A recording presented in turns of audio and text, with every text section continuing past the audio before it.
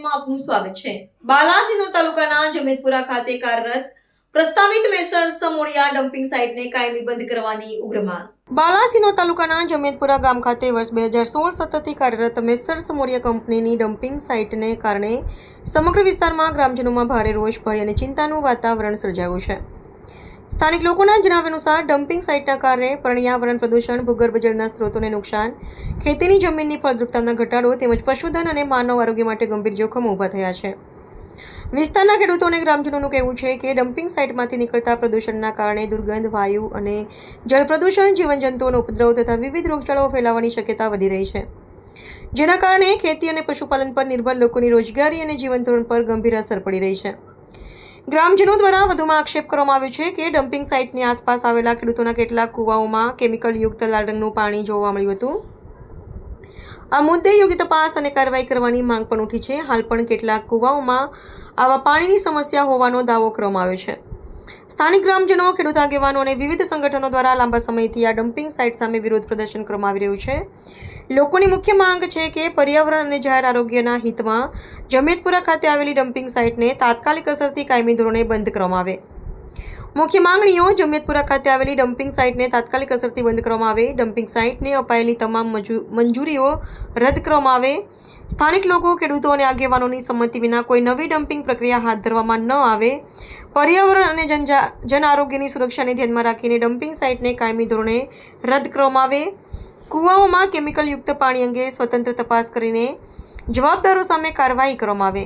ગ્રામજનોએ જિલ્લા કલેક્ટરને રજૂઆત કરીને લોકોની લાગણી અને પર્યાવરણના હિતને સર્વોચ્ચ પ્રાધાન્ય આપી તાત્કાલિક યોગ્ય કાર્યવાહી કરવાની માંગ કરી છે।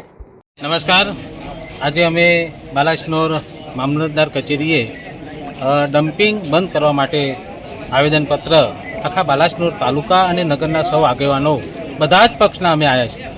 મિત્રો, અહીંયા ડમ્પિંગ સાઇટ 2017થી ચાલુ છે। કૂવામાં ગંદુ પાણી આવવા માંડ્યું છે અને એનાથી જાનહાનિ બહુ મોટી થવાની છે। પશુ, પંખી, જીવ જંતુ અને પર્યાવરણને નુકસાન થવાનું છે। બાજુમાં જ ડાયનોસોર પાર્ક આવેલું છે, ત્યાં પણ અસર થવાની છે। તો માન્ય મામલતદાર સાહેબ અને ઉપલા સૌ અધિકારીઓને અમે વિનંતી કરીએ છીએ કે આ ડમ્પિંગ જે પ્લાન છે તાત્કાલિક બંધ થાય અને જો નહીં થાય તો અમે ગાંધી ચિંધ્યા માર્ગે આંદોલન કરવાના છીએ। આપ સૌને અમે જાણ કરીએ છીએ। આભાર। શું નામ છે આપનું? પ્રવીણસિંહ સોમસિંહ ચૌહાણ। બાલાસિનોરમાં આવેલી ડમ્પિંગ સાઇટ 2017થી કન્ટિન્યુ ચાલુ છે અને દિવસે દિવસે એને રોગચાળો ફાટી નીકળે છે। ભૂગર્ભમાં પાણી ગયું છે, બોર કૂવામાં લાલ પાણી આવી ગયું છે।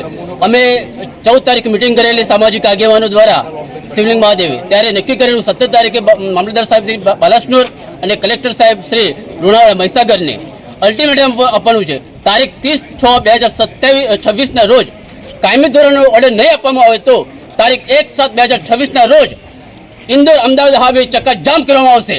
આ અમારું પહેલું આંદોલન નથી, આ બીજું આંદોલન છે। ભૂતકાળમાં આંદોલન પણ સફળતા નહીં મળે અને જે તે સમયે એક સાથે કંઈ પણ થશે સમગ્ર તંત્રની જવાબદારી રહેશે। હું છું આપનો મિત્ર હિતેન્દ્રસિંહ સોલંકી।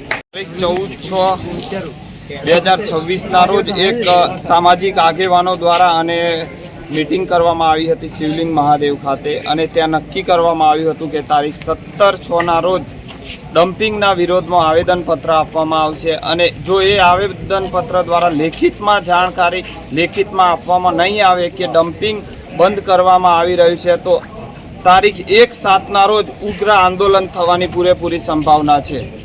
શું નામ છે આપનું? ચૌહાણ ઇન્દ્રજીતસિંહ અમરસિંહ।